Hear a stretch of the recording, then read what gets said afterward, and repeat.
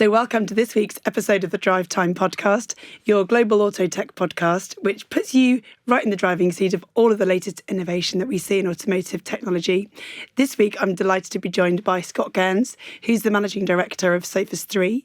Scott has been in the industry for a really long time, and I'm a bit of a major fan of what Sophus3 do, just from the way that they track online consumer behaviour. So Scott, welcome to the show. Thank you, Jackie. I'm very pleased to be here. So Scott, just talk me through a little bit about your journey into automotive and how long you've been at Sophus and just the work that you've been doing over the last, 25 years now? Yes, 25 years. So it's a long time. So Sophus3 started in the years 2001, just before or during the internet bubble crash. And what happened just before the bubble crash is that many brands, including OEMs, were investing a lot into digital, but not really knowing why they were spending money or how they were performing versus their competitors. So we started discussion with automotive brands and told them that, in the same way you benchmark your registrations on a monthly basis, would you be interested in also benchmarking your digital activity, which was something really quite new at the time. People didn't even know you could use web analytics platforms. And we've managed to get quite a few brands engaged in doing so. So we started with the big players like Ford, Renault, Nissan, Daimler, Volkswagen Group, and so on, to implement our tracking technology on their brand websites. And for the last 20 plus years, what we've been doing is tracking traffic from automotive brand website, between automotive brand website to automotive publication platform to other third-party media platform to try and build this customer journey. So understand how does an automotive customer journey evolves, but also what the customer or automotive customers' expectations are. So we've been running bi-yearly conferences with the automotive industry, using our data to explain what they should be focusing on. We were the one promoting configurators in the years 2005 when all the automotive brands say, no, you configure a car, the dealers, and we say, no, you should really have one on your website. And we were using their own data to prove that having configurator would increase conversion, engagement, and so on. So it's been kind of a partnership with the automotive brands, allowing them to understand how they're performing, how they're benchmarking between each other's, what the customer's expectations are, but more and more over time understanding this customer journey and allowing them to understand how the digital touch point impact the journey and what they should be focusing on to increase engagement. So how did you end up, because I remember that bubble, or everyone thought they had to have a website. They were like, oh, we must build a website, and then they build one, and then they leave it. So how did you end up in automotive? What was that your background, or was that No. I've worked with a partner called Marcus Hodgkinson, who founded Sophus3 in the years 2001, and he had a very strong automotive background. My background was more in finance, but I had the digital one. So I was working for a bank in France, and I was responsible for analytics, which again was something only weirdos would do at that time. But something which was kind of complementary with Sophus3's technology at the time. Yeah, I think you're right. It's just people didn't know. Everyone was sort of starting to tiptoe into the internet and look at stuff and learn how to search for things, So yes, and there was this big buzz around internet that you had to invest, and there was all these IPOs, and this was the objective was to make big money, but with very little measurement. Basically, like bubble always work and end up exploding. So we said, okay, let's try to put a bit of measurement into this, so at least we have numbers and data. And 25 years later, this is what we're still doing. So in the early days, what were you seeing? What were the kind of the big trends that you saw in those early days? Big trends was to educate automotive brand about the importance of having a website. For a lot of them, it was, let's just build a homepage. And, you can look at on the internet, you can go on archive website and look at how the Ford.co.uk website looked in the early 2000s. It doesn't look good at all. A lot of links were not working. It was basically, I would say old-fashioned marketing people saying, okay, we're going to just tick the box of having a website, but it will just be one page or maybe 2 pages, and that's it. So it was educating them about the type of content they should put on the website, what the customers' expectations were, and how they should be evolving the content over time, not by just updating articles and so on. And this is why the benchmark was really, really useful, is that it was not just us telling them what we think they should be doing, but really using the benchmark benchmark to tell you this is what best players are doing in the industry and why you should probably do similar things. So benchmarking, what were the KPIs then? Dwell time, you talked about how you convert. So what were the kind of early benchmarks that you looked for? We started with, I think we had probably 6 KPIs at the time, and now we have close to 50. So it was overall traffic, dwell time, bounce rate, so how many people go on the homepage and then leave straight away without visiting other pages. And we started measuring entry page to all the model. So what this allowed us to do was to kind of start creating not only digital market share for the brand, but also digital market share for the model. And because still nowadays, digital is an early indicator of how model will perform in real life in terms of registrations. It helps with predicting demand, predicting what they should be supplying on the production level, and really not only help them with the marketing side, but also the production and the consumer demand side. Yeah, we talked as well, Scott, about marketing and how, I started my job, my first ever job in media was selling classified advertising. And that then, I remember when the IAB was formed, so that's the Internet Advertising Board, and they started to classify traffic by site types. So you'd look at things like Amazon or Auto Trader, whatever. So these big marketplaces, we always knew that we used to say readers seek classified, even though it's the cheaper ads, people go to the back when they want to buy. So these marketplaces have really kind of like exploded as a way of bringing together, making it easy for customers to find what they want really quickly and then search by postcode and then narrow it down. So over the last 25 years, you mentioned that you're tracking also into those kind of media sites and then into and out of and starting to really map out the customer journey. Just talk a little bit about how customers have evolved in that time and how they, because I know that you mentioned you're tracking across multiple sites what consumers are doing. Yeah, so what was interesting that for many years, if you ask an OEM what cars, the type of cars they sell, we only sell new cars. We don't sell used cars. We produce new cars.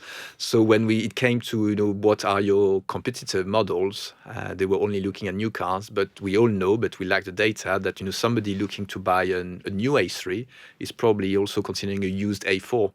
And therefore, the competitor set is much wider than just me versus other new cars, but also a big used car market, which has a massive impact on the consumer demand. Over the years, what we found is that the customer journey is becoming what we say fast and furious. That in the past they would take some time spend some time on the website, understanding or finding the information they were looking for. Our latest 2024 data is showing that while the volume of traffic to automotive brand website is increasing, the level of engagement is going down. It's not unusual for a consumer to have 20 tabs open on their browser and move from the brand website to a YouTube video to an Instagram post or a Twitter post, somebody reviewing the brand, to Auto Express or What Car review of the model. And it's for many years it's been, how do we grab visitors, stick them on our website and try to make them stay for as long as they can or as we can. Now it's understanding how all those different digital touch points interact with each other, and that you're more likely to sell your model if this visitor go and read this review on Autocar because it's a good review about your model, or watch this YouTube video, and that you shouldn't try to hold on your customers, but make sure that they follow a specific journey, which is more likely to convert them in the end. Years ago, I was working for an e-commerce agency, and we started to do some UX testing, so user experience testing, and it was just how easy is it for you to do a thing? How is it for a consumer to perform a task? So just thinking about what consumers are coming online to do, you've mentioned that it's easier for you to convert them if you actually make it easy for them to find that third-party review, whatever, and then try and hook them back in. Are consumers' questions massively different? Are they still looking at sort of cost, or are they looking for different things when they come online? Because I venture to guess you're able to see how they're looking at this thing versus that thing, but what other questions? I think the challenge for automotive brands is that they still think that most people come and buy a car, whereas based on the appeal of the car, whereas more and more consumers come and buy a car based on the budget and affordability they have. And this is why We all often recommend automotive brands put on their website, a section which is, tell me how much you can afford, and I'll tell you what car you can buy. But brands are very siloed between the finance department and the rest of the company, and for some reason they seems to be struggling to communicate with each other. But it's an issue because this is really where the customer expectations are. Whether we like it or not, for many people, cars are becoming a commodity. And they don't want to spend hours watching videos and have some stars in their eyes about model A, B, C. What they want is, this is how my household is set up. This is what I can afford on a monthly basis.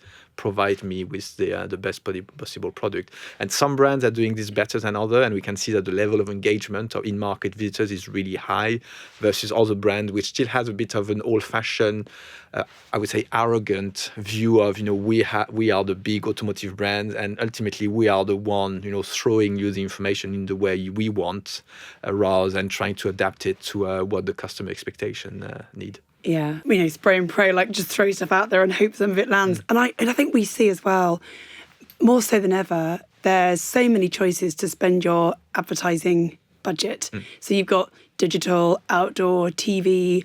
People are consuming advertising differently now. So I never thought there'd come a time when I would just stream everything. I stream everything. Yeah. I kind of watch what I want when I want to watch it. I just, and then we binge watch the serial that everyone's talking about. So how brands kind of reach us as consumers is really challenging, isn't it? And the format that you reach us in, and then the cost of production is really high to get that brand message across. So it's a real challenge. So you mentioned a couple of times about so not just dwell time, but I suppose engagement being the key word that you've mentioned a couple of times.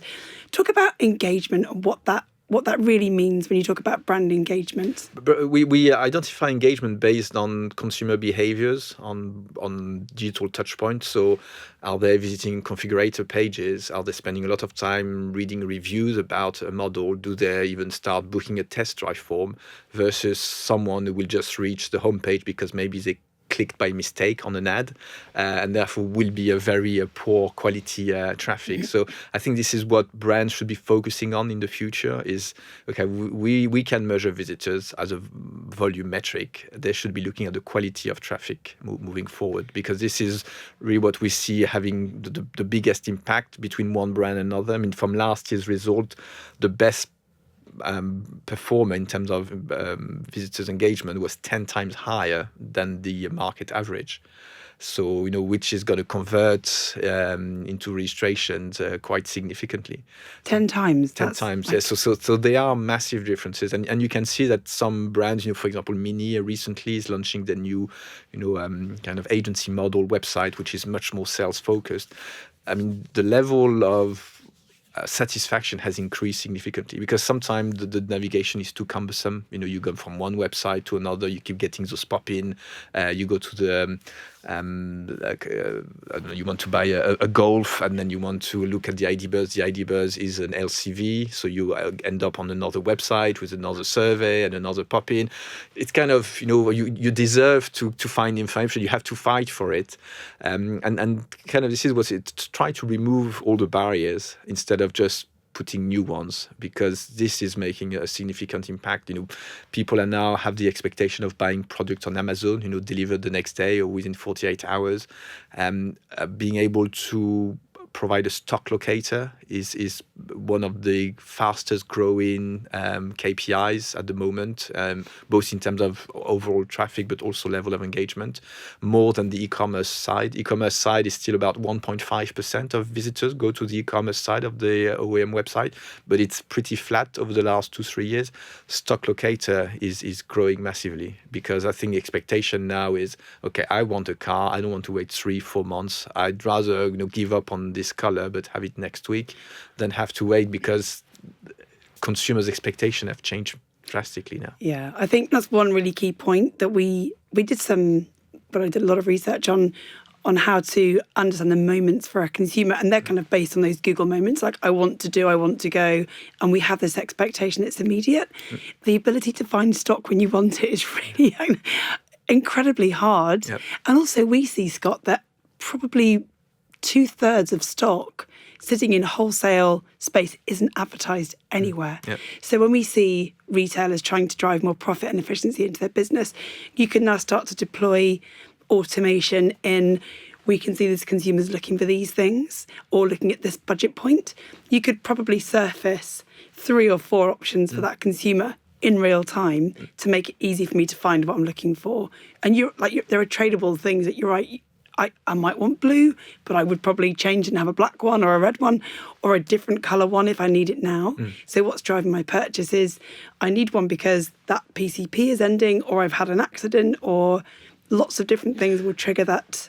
Yes, and this is really where AI can support both the manufacturers and the dealers, is injecting information about what are they looking for, what are their financial capabilities, and then looking at the stock and suggesting brands. So yes, you're not advertising 10,000 models and somebody has to scroll through them, but through AI managing to make those matches, because you'll be able to sell car faster and also improve the consumer journey by making it quicker. So just on the point of, you mentioned 2 very apparent disconnections there. One is between finance and the brand, and the other one is between like passenger car and LCV. So like if you're looking at a Golf and an ID Buzz, it's a whole different department, yes. Or finance, whole different department. How can we start? Because we're trying to now look at how do you really drive cost efficiency into business, and that's by connecting more of it up and actually not making it very expensive or disconnected. How far away are the brands, do you think, really in starting to think differently in this way? I think some are thinking differently, but we know automotive brands are super tankers. And large organization who works in silos. So it's more organizational challenges than necessarily business understanding. My biggest concern is that at the same time you have new entrants who are small brands, lean, who can build a structured organization according to customers' expectation.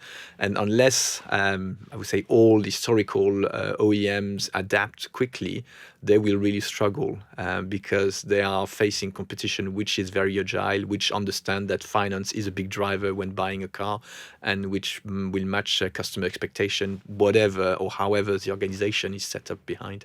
Yeah.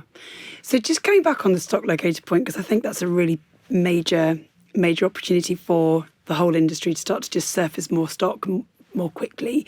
So particularly as stuff is coming back into your, either whether it's trading in or you can see wholesale stock or there's loads of different sources being defleeted. How open are, I suppose, the people that you work with in thinking about stock differently? Because you've identified that this is a big growth area. What can the industry do about that? I think, again, we come back to the same challenges, which is for many automotive brands, stock should be managed by the dealers. And therefore they shouldn't really be the one promoting stocks on the website. Again, depending on the brand, but for too many brands, it's still the case. I think it's about having, working with people like, or companies like Keyloop through APIs to feed this data directly onto the right platform. And again, using AI to understand and segment different customers, so you are able to promote the right model to the right people at the right time, rather than, wanting them to spend ages finding the information. We see as well, I suppose, that stock is, every single dealer has their own stock allocation. They manage their own P&L. So, and you're right. I think there are central places now where we can start to see that stock, whether it's Auto Trader or CarWow or other market. There's lots of marketplaces that start to host that. But having that single view of the truth is absolutely right. And that's going to be driven by API. So data is connected. The inventory of records should be the inventory of records. Yes. So you buy a flight, you buy it once, you book it, hopefully, nobody else should have your seat. So I think that's the stuff where as an industry we can start to collaborate. Yeah, make it more transparent. It seems sometimes people are holding on their information instead of making, it's in everyone's interest to know what your stock is and try to get rid of it as quickly as possible. But in some cases you feel that either through lack of understanding, lack of technology implementation, basically it's not transparent enough for the customers to find the product they're looking for. So just thinking about then, I suppose, the work you're doing this year, and you've mentioned new entrants a couple of times, there's changes to the ZEV mandate is rapidly approaching. So I think I know you've built, so the e-data exchange, just talk about the e-data exchange. So anybody that doesn't know what you do, your e-data exchange is the metric by which you... E-data exchange is our benchmarking solution. So all the automotive brand participants would know on a daily basis how they're performing versus their competitor. So Ford would know how many visitors went to Volkswagen or Peugeot. On a brand level, on the model level, we'll also be able to benchmark all the social interaction, how they're doing Instagram-wise, Facebook-wise, and so on versus the competition. So really pinpointing what the opportunities, challenges are, where they're strong, and it's really a time saver for them. So without this information, you would look at your data and you would say, oh, my test drive booking went down 4% last month. We should spend a huge amount of resources fixing this. When you know that the industry went down by 10%, you think, okay, this is not an issue. Instead, maybe my YouTube channel is not performing as well as the market average. So really understanding what the threats and weaknesses are, focusing on the right area, and understanding whether the journey is evolving. I remember when I first came across the work that you did. So you mentioned you had this twice yearly conference, and it was like the hottest seat in town. You couldn't get in. Thank you. You couldn't. But unless you were like in the Sophus, you were subscribing to what you did. Nobody does what you do. So I really admire the work that you do, because it helps brands to understand, like you say, whether your benchmark is up or down. You can be really reactive and go, oh my God, we've got test drive bookings have dropped. Well, if the whole industry is completely dropped, then it helps you to go, okay, calm down. That's not a big issue.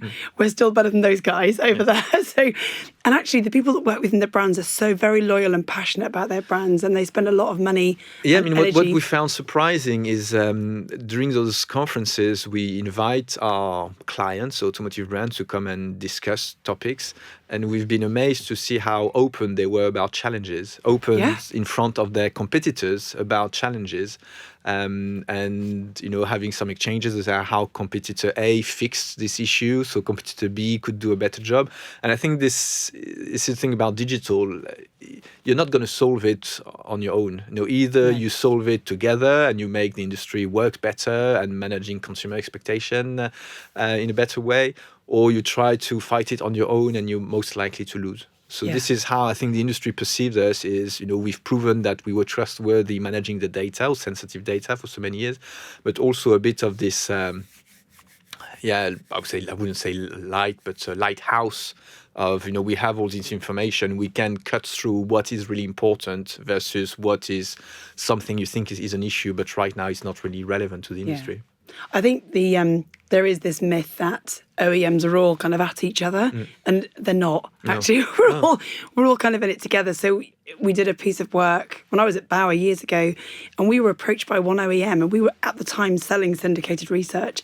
And they were like, "Oh, we think we'd like to know how company car drivers behave. How can we understand how to attract company car drivers?" Obviously, the fleet industry is massive, and leasing is going to just increase, particularly with EVs. So we can talk about that.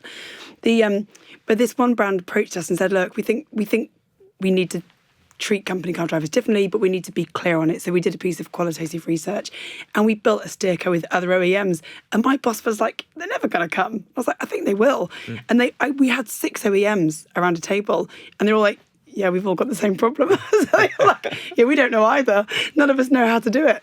And then the big takeaway from that piece of research was test drive. And so on the back of it, Vauxhall built a 3-day test drive for company car drivers, because they understood that if you've got somebody, and actually it's not their money.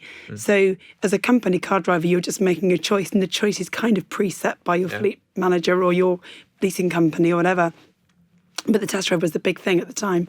So they built out the 3-day test drive, because actually, if you got that person, that human in the vehicle, and they were like, "Oh, my life will fit in this thing," then they would keep it. And that they're locked in for 3 years and 3 years of servicing. So it was a really important thing. But just coming out, I want to come back on the idea of loyalty, because it's something that mention an example of test drive, because this is an interesting one. About 10 years ago, we started doing online test drive mystery shopping. Really? So what we did is we basically looked at how long it took to book a test drive on a brand website and how long it took to receive a callback. It was shocking that for some brands you would need to spend nearly 6 or 7 minutes to fill in a form. So basically, you're trying to sell an expensive product, but we're going to ask you to spend 7 minutes to make sure that you are a real person. So kind of barrier to purchase.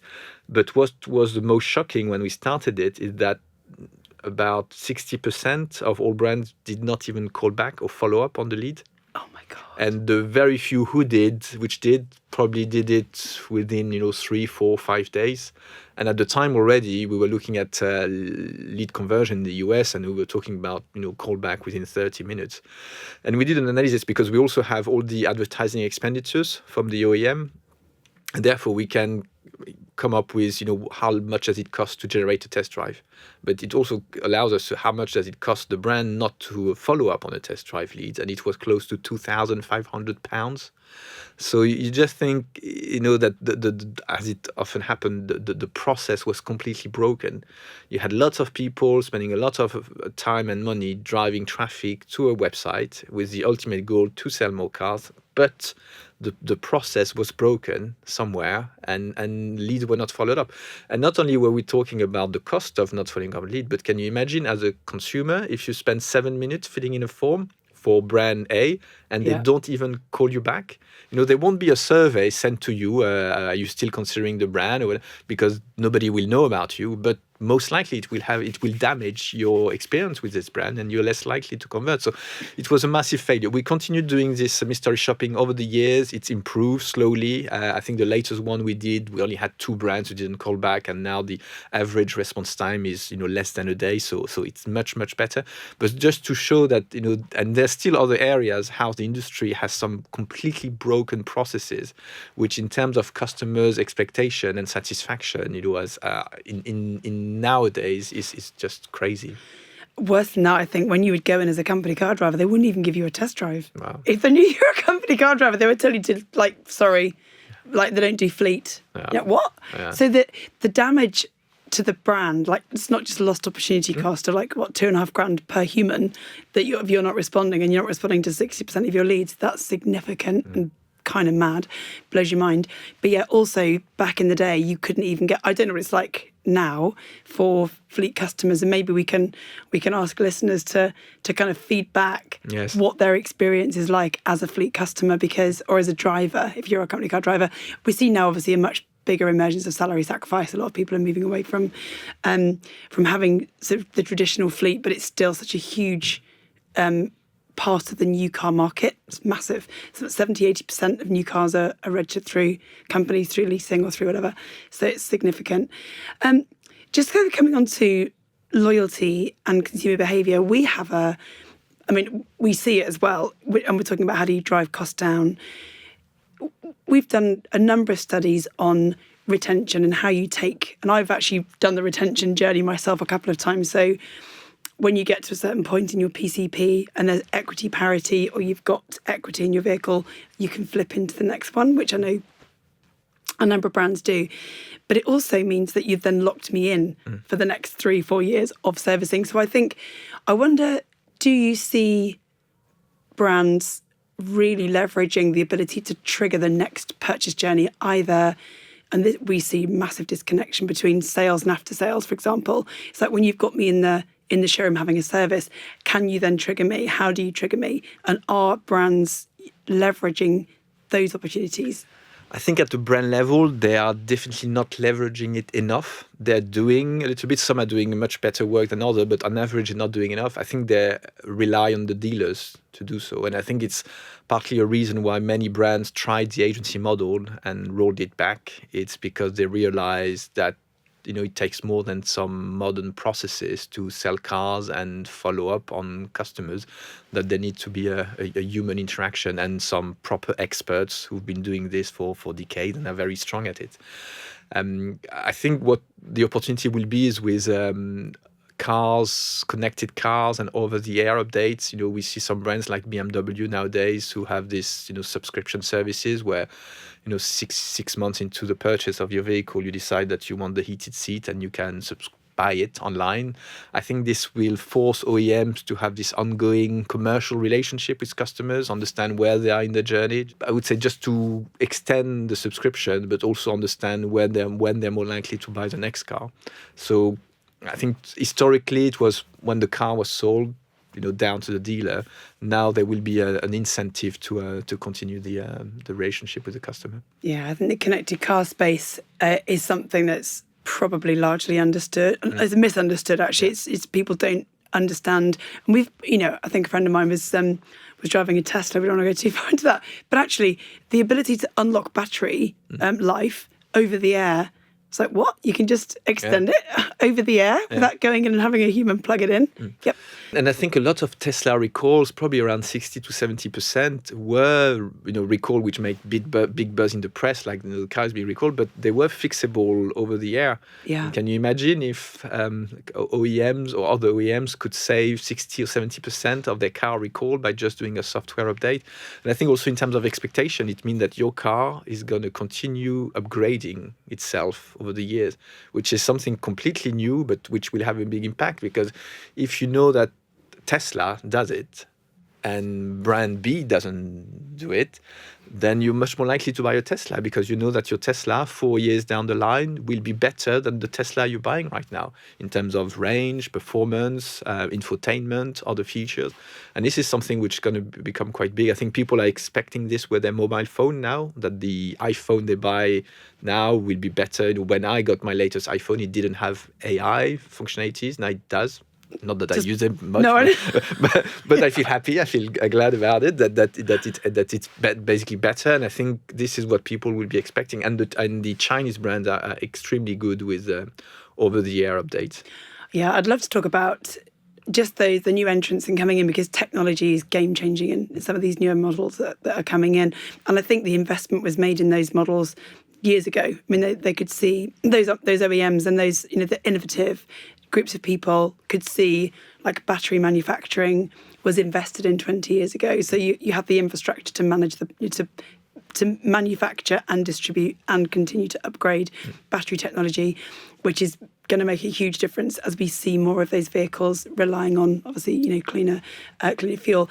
So in the world that you operate in, do you see information, or as consumers kind of move around and look at different brands and consider different brands, we're dwelling more on technology or connected vehicles, are they sort of spending more time to understand these things more? Or is it still, we don't know what we're looking at, so we're just going to, I don't know. No, I mean, you can see, probably a bit less nowadays, but 3-4 years ago, the first EV buyers, and sorry for them, but they were geeks. They were geeks who would spend a lot of time on forum with other EV buyers to understand the car themselves. Because, I don't want to be rude, but the dealers themselves didn't know much about the EV cars. They had the overall spec, but, they didn't know how you would handle the cars over 2 years, how you would handle fast charging, slow charging, and all those things. So they were basically finding the information between themselves, and very quickly they were more expert than the dealers, and they were the one who would manage to convince and convert internal combustion engine consumers to potentially switch to electric vehicles. I think now people understand electric vehicle better. I think it's still the case that on average, when somebody buys a car, the handover phase with the dealer should last about 20 minutes when it's a combustion engine. Expectation, if you want to properly explain an EV, should be more than 1 hour. Now, nobody has 1 hour. The dealer doesn't have 1 hour because he wants to sell other cars. And like yourself, when we get a new car, the first thing we want to do is drive it home and show it to the kids. And after 5 minutes, we just switch off whatever information we're given. The problem is that electric vehicle and vehicle in general are becoming more and more complex. They have more and more features, which mean that 1 week down the line, most likely you will not understand a feature and you will go back to the dealer, potentially unsatisfied that you have to go back, and you might fill in the new car buyer survey that there was an issue with your car because maybe you couldn't connect the Bluetooth, which will have an impact on the brand perception, reliability, and so on. So I think this is also something brands should be working on, is post-purchase. You are not going to communicate everything during the purchase. How can you come up with some kind of genius callback later on where somebody calls you, is everything okay? Do you need more information about X, Y, Z? So funnily enough, I did this. I bought a car. I went through my whole retention thing and I knew exactly what I wanted. So I did the thing, did my research. There are a couple of points that you mentioned there, I think, from the early adopters knowing more about their vehicles and the dealers. I think a lot of retailers are still unable to clearly articulate the difference in terms of total cost of ownership from a petrol to an EV. I just think, and also the data is there, but it's quite complicated to get to. So there are now tools that we've seen emerging, and I was working with a team previously, that we actually took data and tried to make it accessible in a front end. So if you were a different type of buyer, you could then start to look at how does this thing compare with that thing in terms of that's good, that's bad. And it's just using the data that's available to make it easy for a consumer to compare, I think. It is, but I think, again, this is where AI will help, is that you can come up with some kind of simulation of, what do you do, where do you live, and so on. But at the end, there's so many factors. I read on forums, people say, I was sold this car with 250 miles range, it only does 180. Okay, but it's February and you live up North Scotland.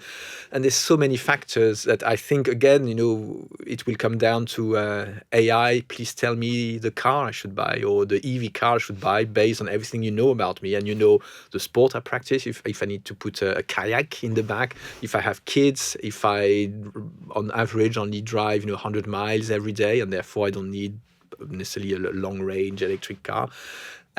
Because people, the same way when you want to buy a washing machine or TV, probably 20 years ago, you did spend a lot of time and went to different shops and look at the screen and so on. Nowadays, it's become a commodity. A lot of people have said I would never buy a washing machine without speaking to a sales representative or touching the machine. Nowadays, 99% people do so, and probably the sales cycle is faster than it used to be because you just good reviews, does what I need, purchase. And I think it will become to the same with cars. Yeah, I think the fact is funny. Okay, we'll talk about AI in a minute. So the whole TV thing, we used to go and stand at the end of John Lewis. Look at it's just, I used to love that.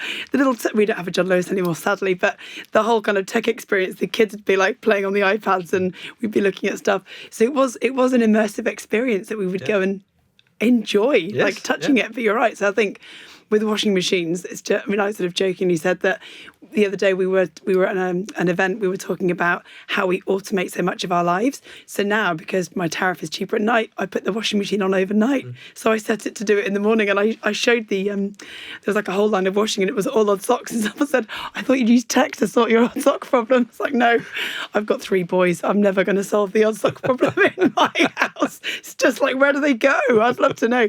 So it's crazy. But so coming back to AI then, we've talked a lot about how consumers buy and the e-data exchange. Just to explain to listeners what the e-data exchange is. So you have cookies. Basically, you talk about cookie tracking. So there's just a way of tracking each site and dwell time and behaviour across sites. So you can see. Yes, so you just wanted to explain that a bit better. Yes, so from a technical point of view, we're a bit like Adobe Analytics or Google Analytics. We have our tracking technology on different digital touch points, which allows us to measure views, but also journeys on the website, but also across websites. Yeah. So we know what people do, and when somebody ends up buying a car, we can go back and see what did they do, what were the touch points which really had an impact on them, and therefore what are the touch points that the OEM should be focusing on if they want to replicate sales. And this is what I was saying at the beginning. In the past, it was somebody goes on the model page and brochure page and configurator. No, nowadays what converts is somebody who goes on a review website, watch a video, go on Instagram, then come to your website, but ultimately will end up converting on a third-party website. Yeah. And you shouldn't prevent this just because it's not your domain. You should encourage it because at the end it's going to sell more of your product. Yeah, exactly. I think if they buy it on Amazon or if they buy it on Auto Trader or if they buy it on the retail site, great, they've bought your brand and that's great. And you can start to track all of those different touch points, which I think is really, really powerful. So just thinking about AI, we've started to see, you go to any tech expo and they'll have platform, cloud, AI, and then you see retailers going, what? Where do I start to do this? So we now use, AI is changing my life one day at a time. So things like Copilot on a Teams meeting, oh my God, thank you.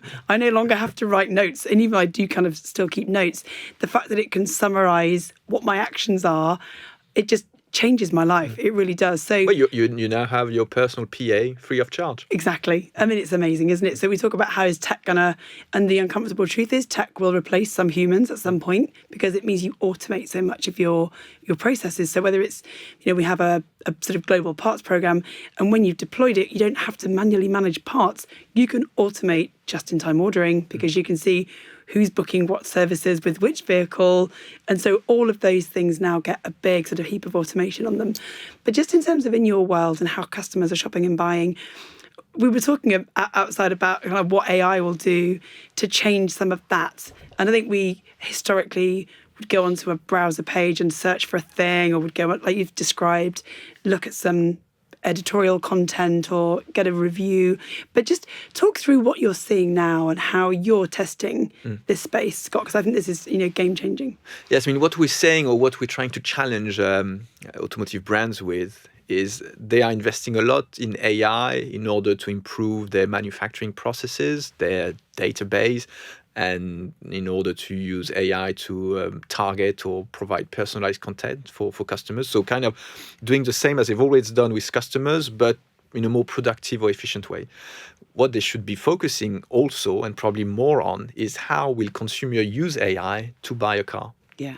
And I was doing the comparison is, 25 years ago, basically what Google allowed you to do was that you wouldn't need to spend time going to the library, looking for the book, finding the book, opening the pages, and finding the right paragraph.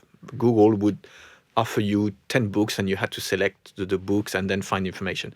Now, what AI is going to do for you is that they're going to know a lot about you, what you like, enjoy, how your family is structured, your financial capabilities. And then you're going to ask a question and he's going to do all this research for you. And based on who you are, he's going to provide you with the book or the paragraph you should be reading. In the not too distant future, I think people are already starting to do it, but I think we're probably a few months away from significant people starting to do it as they have their own personal AI companion. They're basically going to ask a question, what car should I buy? And then what should car manufacturers do to make sure that they are on this list and ranking high on this list? And this is something that their and the marketing agencies are not used to doing, but will have a massive impact on their sales in the future. And what we are starting to do as part of the benchmark, of our benchmark, is that on a weekly basis, we ask the different AI engines, what car should I buy in the different markets? And we see variation from one week or month to another. And we're starting to understand how the algorithm works and what touch points should be impacted in order to increase this ranking and make sure that you're ranking higher.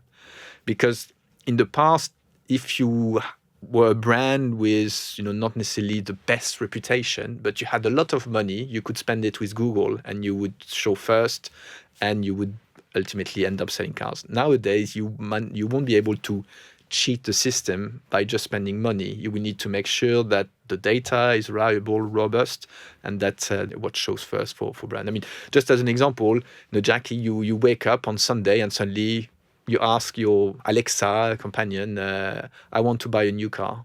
Alexa will know what you buy, how your family is structured, your financial roughly, where you travel on holidays, and we tell you, okay, I can suggest those 3 brands. Oh, I like brand B. Can you organize a test drive? AI is now already capable of filling in those test drive form by itself. Okay, based on your calendar, I'm going to organize a test drive on Monday, 6:00. Do you want somebody to drive the car to your home, which some brands are offering now? You'll test drive the car, you'll be happy with it. You check the AI will check your finance, best finance deal, will check also insurance, will get the best insurance. So you won't have to spend time on Go Compare, it will do it for you. And basically you will be able to sign the deal without even interacting with a human. I'm not saying it's going to happen over 24 hours, but all those technology are already available. It's just about putting them together. So some people enjoy searching the information, like probably I'm sure you do, searching about your new car. More and more people don't and would rather save the time and make sure that they have the answer. What we're starting to see in the US is that there are some dealers using AI through chatbots, and it's also capable of negotiating the price for you. So you will have your own AI negotiating price with the dealer AI. The issue is a lot of people not liking to the dealerships that they are emotionally uncomfortable with negotiating. Yeah, the haggle is awful. Haggle is awful. Haggle will happen, but with no emotion, because it will be one AI against another. And your AI will say, okay, you're offering me this price, but I can see on the internet that this dealer is offering this price. So can you go, no, sorry. Okay, so I buy someone. And dealers will also have to make sure, how do I rank? How am I the dealer recommended by the AI to buy the car? So there's always this question about how long did it take platform to reach 1 million users. Google probably took 10 years. ChatGPT took 5 days. I know, that just blows my head. Yeah. It's like suddenly this thing happens, and then we talk about like agentic AI, which is what you're talking about. So the agent, my AI agent talking to your AI agent, and then there was this great. I think there's a video clip, isn't it? It goes, "Are you a bot? I'm a bot. Let's just talk in bot speak." So it's like just goes into like fax code. So it's just doing all of the work for us. I wonder. I mean, there are certain elements where you're right. I think there's going to be a combination of human and digital touch points here, because it's still an emotive decision buying a car, isn't it? So I'm emotionally connected to my car. I love it. I get in it every day and I'm really happy. I know I spent a bit more, but it's the car I really wanted. So, but I did actually speak to a human. The thing for me was, can you find that colour with that interior? And I spoke to a human and they had to go and find it for me, and they found one because the stock wasn't available for me to find. So it's like, do you have one of these at this price? And they kind of went into their own little secret, squirrel sort of Excel spreadsheet, whatever it was, to find the listing of the thing. So it wasn't listed publicly. It was from stock, and it was, but I managed to find it, but I had to speak to a human to do it. Yes, so, but again, if this is what we discussed earlier, if the human had done a better job at making stock transparent through APIs across other platforms, it's something which could have been shared straight away by the. So I agree. I mean, I think some people will still are emotionally attached, but normally the AI will probably know this, which brand you emotionally or which model you like based on what you've looked on Instagram and so on. But for more and more consumers, they will just want to make sure they get the car which suit their need and their finance in an easy way. A bit in the same way as Netflix recommend your next show. Yeah, AI will recommend your next car. We've all got different profiles in our house. So the kids watch what they watch and I watch what I watch. Like you flick onto a different profile and it's a totally different. Yeah. You can see like they don't watch. They're all into anime. I'm not watching that. It's rubbish. It's like, oh, why? They love it.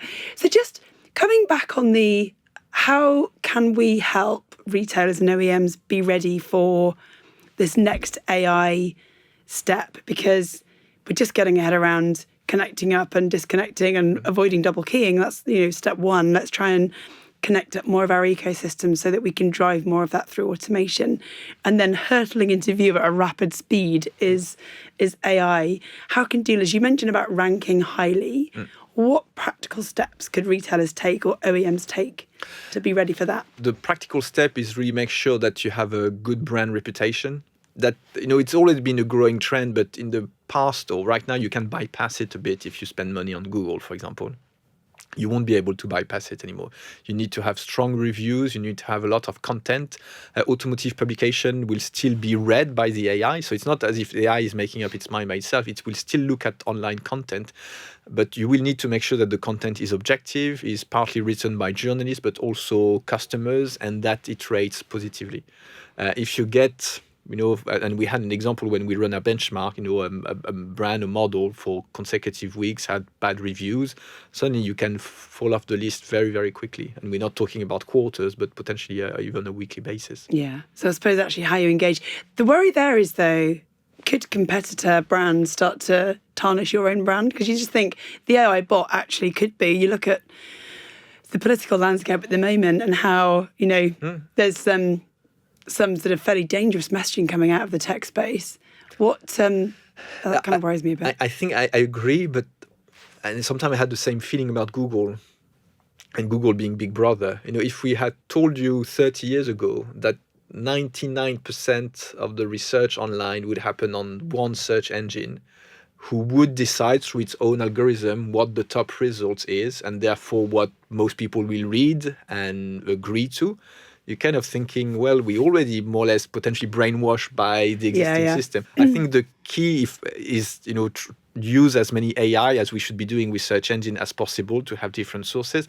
But we see it with news. People want the information quickly and fast. They don't want to spend time searching. Nowadays, they don't even read the article. They just read the title. And sadly, this is what's going to happen also will be the trend also for car purchase. Yeah. I think it's interesting. It's like having I remember when we talked, I was working at Auto Trader at the time, and they talked about Google Geddon. So if you have an ad on your listing, we had the listings page, and you go through to the full page advert views. And if you had ads on your full page advert views, they would your search engine would, your SEO would just be like, you would be pushed down. So, and that was you're right. So it was Big Brother controlling what I would see. Yeah. Somebody else is doing the filtering for me, and I have to work quite hard to find what I'm looking for unless I know exactly what I'm looking for. So, I mean, the last 25 years, publisher or website in general have been fighting the Google algorithm or try to stay on top of the Google algorithm. And Google had put a lot of companies out of business because from one day to another, as you were saying, giving an example, they're no longer ranked on Google. And if you're not on the first page, you're nowhere, right? You're nowhere. So people can't be bothered to scroll to page 2. It's like, oh my God, if I'm not on that first page, I'm nothing. So going back to your question, I think it's very legitimate, and I don't have necessarily an answer for it, but it's not something new. No. It's something which already exists right now. Yeah. We talked about reviews, and we also explained in another piece of work we did about why Google reviews matter, and these are based on human. We're hardwired as humans to follow a crowd because we feel safe in a crowd. So if you understand those human moments, why is trust important? Yep. So how are humans hardwired, and how technology is being engineered based on millions of years of evolution of human behaviour, and we understand all of that. Yep. So I suppose make sure that you get your information and you're well equipped to deal with that and prepare for it. So yes, and I think it's the most important point. I think there will still be an emotional connection, and I think in parallel to what's going to happen with AI, which brands should be on top of, I think the key is for brands to make sure that there is an emotional connection. I think moreover right now, when there are more and more Asian brands coming in, which are very cost effectively positioned. Yeah. If you are a brand which has been doing business in, let's say, Europe for the last 100 years, but have very little brand heritage or emotional connection with the customers, then why would they choose you above a BYD of this world? And I can see a lot of brands are kind of waking up a bit to this and starting to put effort, because I think we can all think of brands who are probably going to suffer more than others over the coming years. I remember when we had like Kia, Hyundai coming in, and it was like, oh, new entrants. But actually they came in, we didn't call them new entrants at the time, we called them challenger brands because they were challenging when we were looking at how do we segment the brands, whether you're premium, mass market or challenger brand. That was kind of how we segmented at the time.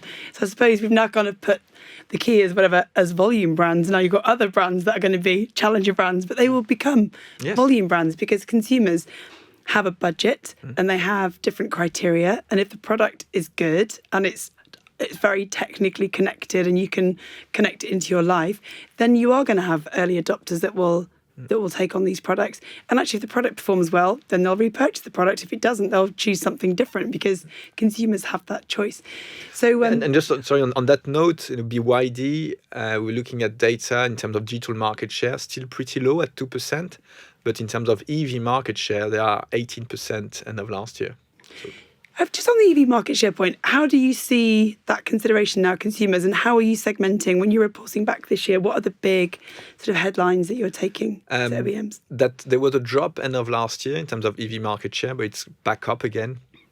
I think they're not necessarily that much in the UK, but across Europe with the Tesla challenges, be it in terms of kind of Model Y fading out and the new model. I think I think it's difficult to make an assumption right now. I think we'll have to look at March, April figures now that the new Model Y is on sales. But it's true that a lot of brands could potentially benefit, both Asian brands who are technologically competitive to Tesla, but also European brands who are people that kind of, I'm no longer going to buy a Tesla, I'm going to buy a Volkswagen instead. We've seen Polestar offering, I think, €5,000 for people who didn't want to buy a Tesla or wanted to trade in their Tesla. So I think this is kind of adding a bit of spice on top of the EV market share, but it will keep going up. What's interesting at the moment are small EVs, be it the Dacia Spring and the Renault 5. And I think ultimately, I mean, not from a digital point of view, but from a car buyer point of view, I think EV tends to make more sense for small cars at the moment, because it's nice to drive an EV in cities. On the motorway, it doesn't make really much difference whether it's a diesel engine or an electric engine, except you have to stop much more often to charge. For people who can charge at home, it makes sense, and it's not a massive inconvenience to only be able to drive 150 miles a day. So I think this is going to be the interesting trend over the coming months, is the small EVs gaining market share and kind of boosting the overall EV market share. Yeah, I think in cost of ownership as well, it's you have this thing where it's almost like when you touch a card, like my kids don't always realise because they haven't got cash, they just tap a card, they don't see the money leaving their bank account or their physical hand, because they kind of just think, I'm made of money. But I think that's the same. You have this, I remember, I think in 2008, whatever, the fuel price just went up and up and up. And when it costs you over 100 quid to fill your car up, you kind of go, and it has an impact on the way you spend the rest of your budget in a month. And your lifestyle, the where you go on holidays and everything. Yeah. We don't see it with EVs, do we? And I charge mine every night. It's a hybrid. So I do plug it in every night, because the range, like you said, the range wasn't what was advertised. But there we go. Maybe in the summer it'll get better. Let's hope. But I do most of my local mileage on battery, to be fair. And but I don't necessarily know exactly how much it's costing me every day to do it. And I need to do that little bit I need to connect my apps to make sure I can track that. Yeah, no, it's a good point. Moreover, I think, 4 or 5 years ago, when there was a big push on EV, electricity was cheap. I think now, for many people, the EV rationale is no longer as strong as it was a few years ago, because electricity is expensive. And in fact, right now, petrol prices is going down a bit. As you say, you don't see the money coming out of your hand. There is also, I'm sure you will agree, that the convenience, you still have to go to a petrol station from time to time. Yeah, I fill up probably once a month, if that. And I challenge myself to try and do most of it. It's less inconvenient to have to plug every day or so than having to go to the petrol station and spend 10-15 minutes if you don't have to queue. So I think the argument that with EV you have to charge it every time, well, I charge it. I hold the charger more often, but I don't spend much time holding the charger against the car. It's habit. It's like a little atomic habit. I get out, I plug it in, I go in, and then it's done. Exactly. Yeah. So yeah. But no, that's great. So listen, Scott, thank you so much. It's been a really insightful episode, and I can't wait to see the next, the update from Sophus3 this year and what the trends are coming next year. So thanks again, Scott Gairns from Sophus3. It's been an absolute pleasure having you here today. So thank you very much.